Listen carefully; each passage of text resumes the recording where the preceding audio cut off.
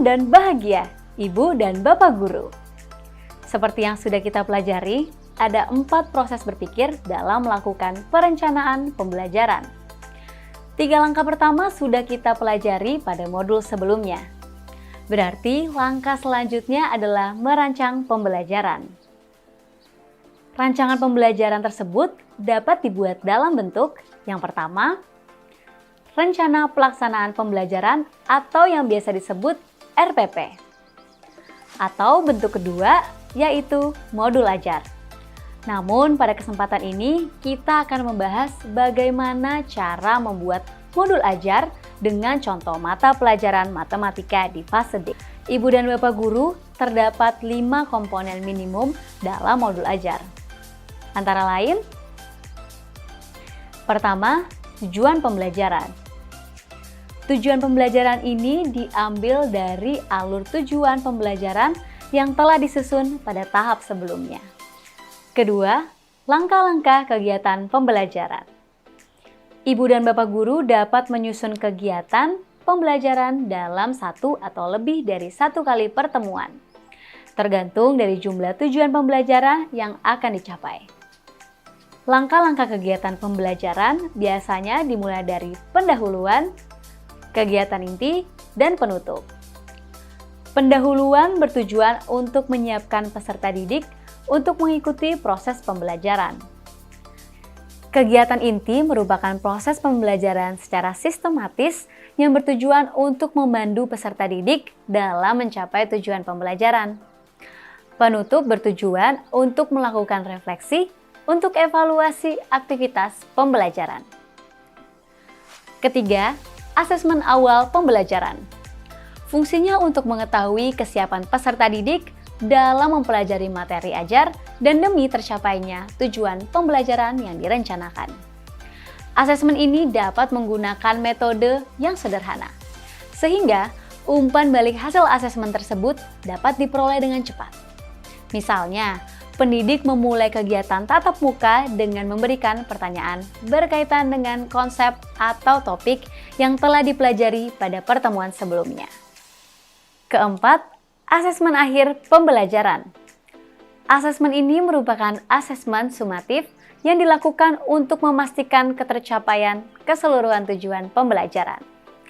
Asesmen ini dapat juga dilakukan untuk 1 atau lebih tujuan pembelajaran sekaligus sesuai dengan pertimbangan pendidik dan kebijakan satuan pendidikan.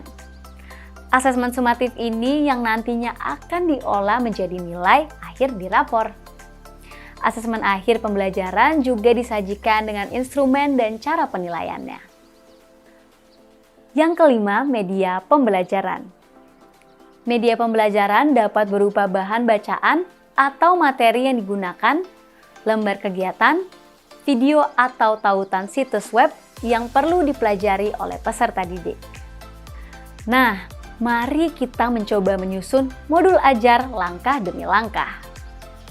Langkah pertama adalah menulis identitas modul ajar. Langkah kedua adalah menulis tujuan pembelajaran. Jika dirasa perlu, Ibu dan Bapak Guru dapat menambahkan kolom keterangan pertemuan keberapa untuk setiap tujuan pembelajaran.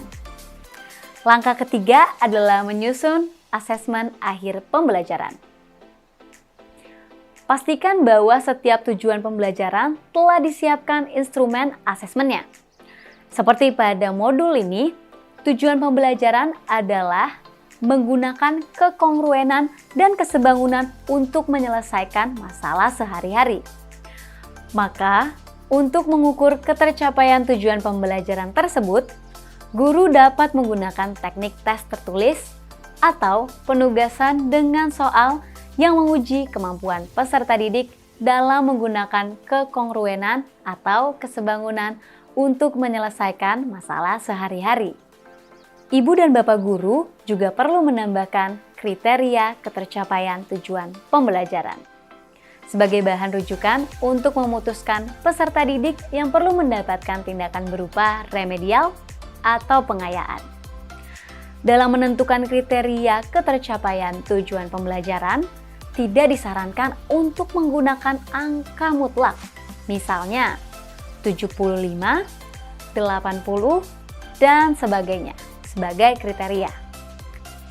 Guru dapat memilih menggunakan deskripsi kriteria, rubrik, atau interval nilai. Misalnya 70 hingga 85, 85 hingga 100, dan sebagainya. Pada contoh modul ajar ini, guru menggunakan interval nilai. Langkah keempat adalah menuliskan langkah-langkah kegiatan pembelajaran, mulai dari pertemuan pertama, kedua, dan seterusnya.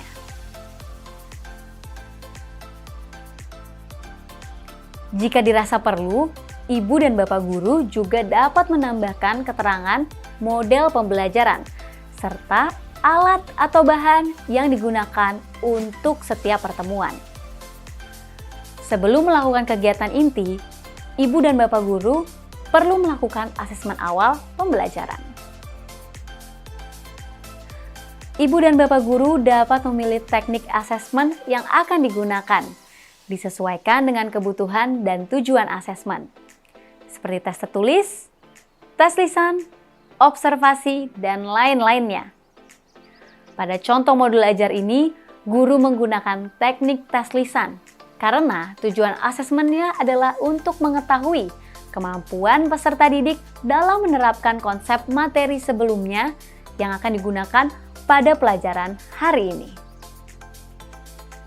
Langkah kelima adalah menyusun media pembelajaran. Demikian kelima langkah dalam menyusun modul ajar. Bagaimana, ibu dan bapak guru? Mudah kan menyusun modul ajar? Yuk, mulai sekarang kita coba menyusun modul ajar sendiri sebagai langkah awal untuk merencanakan pembelajaran yang berpihak pada murid.